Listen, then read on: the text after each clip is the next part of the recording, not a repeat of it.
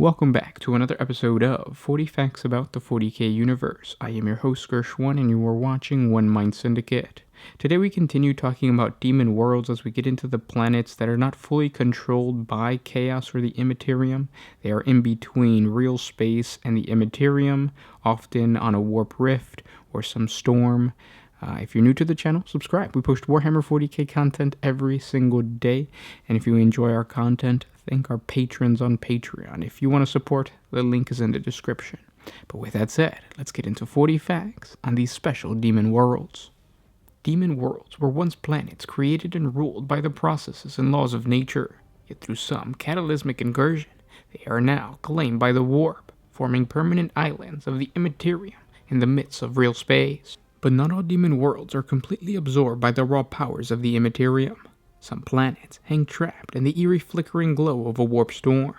On these worlds, the mortal populations live a life free of demonic incursions, but still feel the influence of the Chaos Gods, as they subconsciously feed the denizens of the warp through raw emotions. The worlds of Berin and Asphodel orbit the poisonous star of Elach on the very fringe of the Screaming Vortex. Both were comparatively new additions to the vortex, having been drawn inside of it only a few centuries ago, and both worlds were ravaged utterly in the process, and long since have reverted to a barbaric state. Where these worlds were plugged from, it's impossible to say.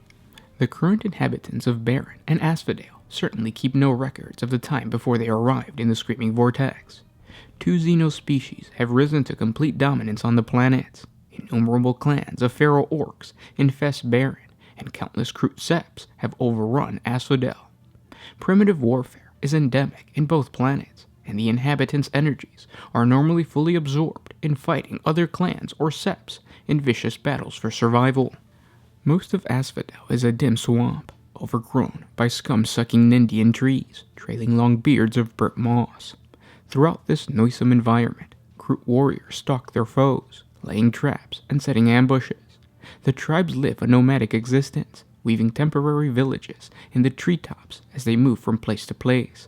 Horrid cannibalistic feasts take place before leaping fires, and the night air is always alive with the angry grumbles of distant drums. The Kroot of this planet seem to have retained only the barest minimum of technology in any form. The most complex devices they can make are primitive flintlock Kroot rifles.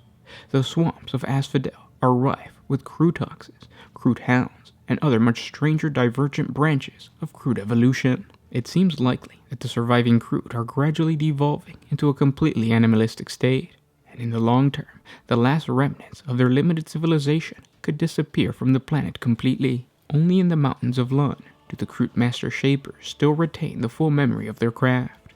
These strange beings spend their lives shaping even stranger progeny, great moon moths, and sinewed ether worms of great size. They wait and watch the skies for the return of Berin and the fiery heavens of their myths. The orcs of Berin dwell on a planet dominated by parched deserts and pitiless dust storms. Water and metal ores are a rare commodity on Berin, to the point where even the feral orc tribes are hampered by the lack of resources. The orcs themselves are gnarled and tough, their green hides burned almost black by the poisonous star, scoured by the relentless winds. Each tribe guards its own watering hole ferociously and makes constant attempts to seize the other so that it could expand its numbers. With typical orc ingenuity, all manner of vehicles are used to cross the waterless deserts and come to blows with one another. Everything from stitch-hide airships to rocket sleds. Many of the tribes are notably proficient at mining the sands for chemicals to make crude explosives and exhibit a love for rockets that far exceed all reason. Other tribes produce large numbers of wild psychers, known as Weird Boys, who are capable of unleashing unpredictable but deadly powers in battle. When one tribe does succeed in conquering another and taking a second watering hole, the victorious war boss can rarely keep both places under control, thanks to the overweening ambition of his underlings. The limitations imposed by Berin's harsh geography and climate make building a great orc empire impossible. At their worst, the deadly dust storms circling the planet can rage for weeks at a time and reach strengths that strip an orc to bones in minutes. Even tribal strongholds can be obliterated by the largest storms, like the Great Permanent Storm the orcs call Ulg, Bur, and Zook. These 1,000-kilometer-wide circular storms sweep randomly across the surface of Berin, sometimes clashing and destroying all in their path. The orcs believe demons stalk the heart of these great maelstroms, tearing orcs to shred and etching their bones with curious, spiraling script. On both Berin and Asphodel, only one event takes precedence over the eternal cycle of blood debt and vendetta, the time when their sister planet looms large in the sky. Then every shaper or war boss turns their thought to migrating to a new world. The erratic orbits of Berin and Asphodel bring them just within a few million kilometers of one another. From Asphodel, countless moon moths and ether worms take flight, migrating across the void to the orange ball of Berin.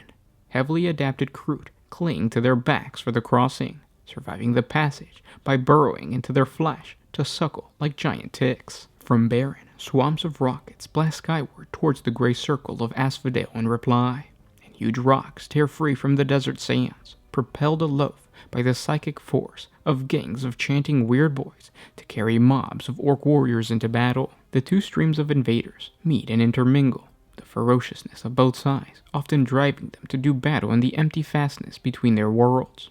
Such battles usually mean death for victor and vanquished alike, with any survivors doomed to be taken by the ever-hungry void. Only a handful survive the crossing and the subsequent landfall, but they are enough to make great gains at first. The bravest and strongest fighters from both worlds are so busy trying to invade the other that they leave their homes defenseless and weak. However, to date, no force of invaders seems to have survived long enough to be found alive in a subsequent alignment. As their sister planet wanes in the sky, all the tribes left behind invariably turn against any alien to be found on their own world. In a rare display of unity, they prosecute a genocide campaign against the interlopers, only returning to the normal business of killing their own kind when every invading orc or Kroot on the planet has been destroyed. Pirates find Berin and Asphodel to be excellent recruiting grounds for bands of ferocious savages.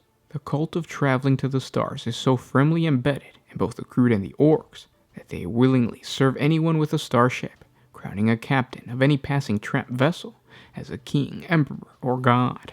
The buccaneer Calvis Morath is said to have employed an entire squadron of Kroot riding ether worms in his attack on the living gardens of Enderheish. The Six Shadow Magrath had a company of orcs recruited from Berin, much feared for their cannibalistic tendencies. Most captains understand that the two species will fight one another if placed in the same crew. They limit themselves to a few bravados recruited from either Berin or Asphodel.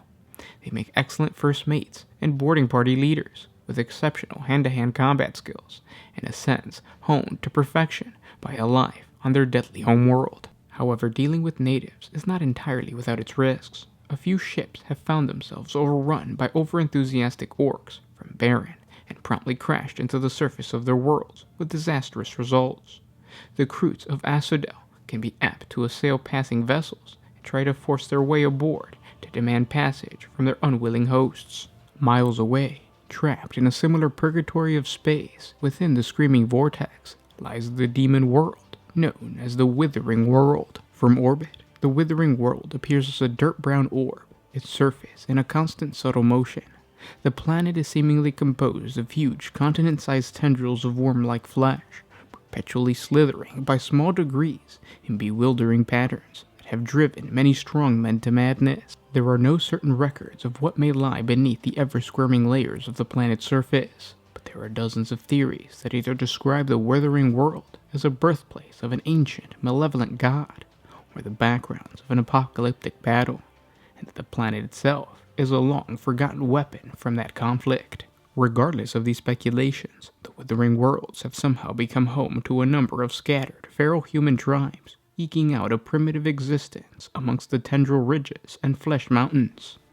Massive, mobile organic constructs called crawling citadels scuttle across the planet's surface, each a mighty tower controlled by a powerful sorcerer or biomancer.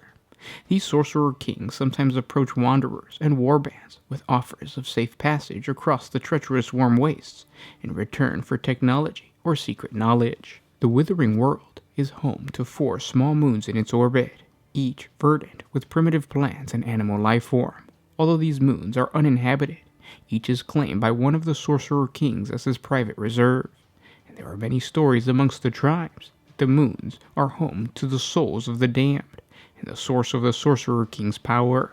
Between these moons lies a thick chain of asteroids that ring the planet. Those who fly within the ring finds that each chunk and particle is also made of worm-like tendrils on a smaller scale. And those were 40 facts on these special demon worlds. I hope you guys enjoyed this video. If you did, thank our patrons on Patreon. It's because of them that we can create these videos. If you want to support us, link in the description. It's a simple $1 a month. And if you can't support us that way, we understand. Simply by liking, commenting, and sharing with your friends on Facebook or Twitter, it helps out the channel. Demon worlds are interesting. There are more of these type of demon worlds to come. There are demon worlds that are not like completely demon infested, but they're still in between. So a lot of great stories. I just really like these three. Number one, because orcs and kroots, or orc and kroots, are just amazing races, but more videos to come on this topic. If you guys have any other topics of Warhammer 40K that you guys would like us to cover, including demon worlds, just comment down below if you have a specific demon world. With that said, I'll talk to you tomorrow. This was Gershwan with One Mind Syndicate signing out. Always